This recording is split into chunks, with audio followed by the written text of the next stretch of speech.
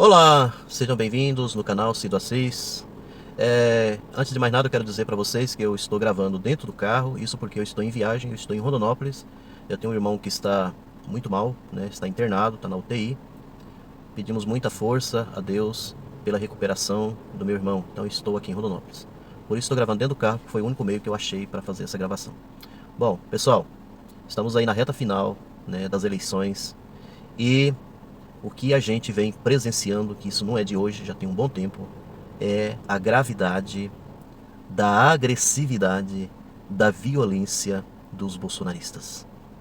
A violência exacerbada desse grupo de bolsonaristas passa dos limites. Vem passando dos limites a cada dia que passa. Agora, por incrível que pareça, o foco, né? O foco da violência, da agressão é contra a igreja. Contra a igreja católica. Por quê?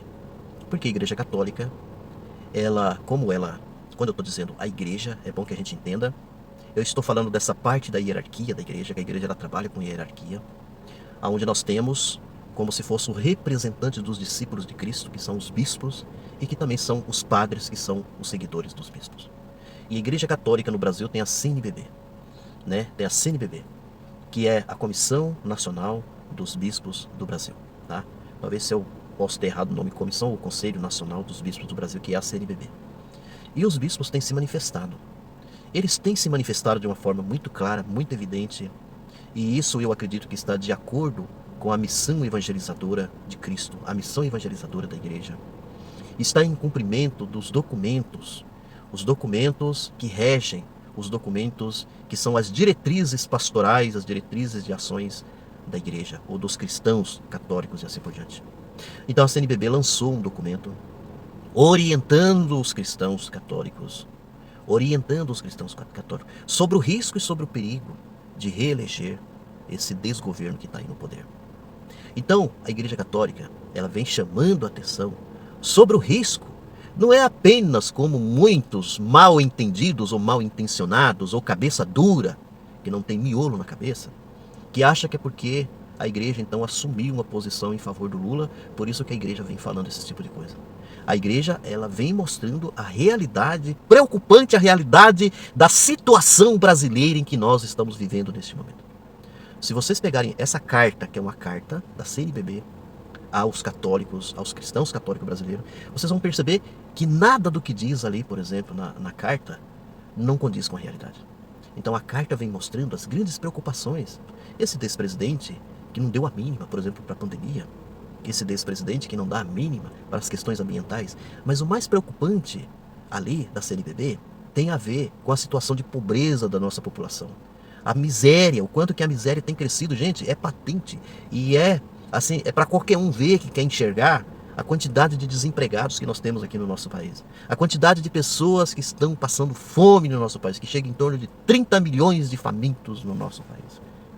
Então, se a gente for pelo ponto de vista da justiça, é justo?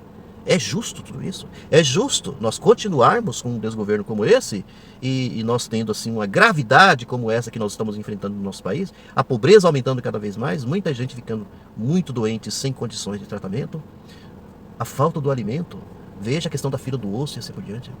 Mas eu queria aqui trazer para vocês, que eu falei sobre essa questão da violência, tem acontecido uns fatos aí, lamentáveis esses fatos, e eu quero trazer aqui para vocês. Tem um padre aqui de Rondonópolis, que eu não vou aqui trazer o nome dele, né? Que na paróquia dele, nessa paróquia, eu só vou explicar isso, tem um salão, tá? Que eu não sei bem aonde que localiza bem o salão, tá? Eu só sei das informações, mas que já é comum eles alugarem, por exemplo, esse salão para festa, salão para, tá? Talvez um meio que a igreja tem de, né, de arrecadar ou qualquer coisa assim, um dinheiro. Então, ontem no aniversário do Lula, o prefeito da cidade pediu e tal, alugou o salão, né? Desse padre, dessa paróquia. Vocês sabem o que aconteceu? Vocês não imaginam. Quando os bolsonaristas souberam, né, disso, que estava sendo alugado para poder comemorar a festa do aniversário do Lula, eles começaram a ameaçar o padre. Começaram a mandar mensagem pro padre que diz assim que vamos metralhar o padre. Ou seja, vamos matar o padre, vamos acabar com o padre. Por quê?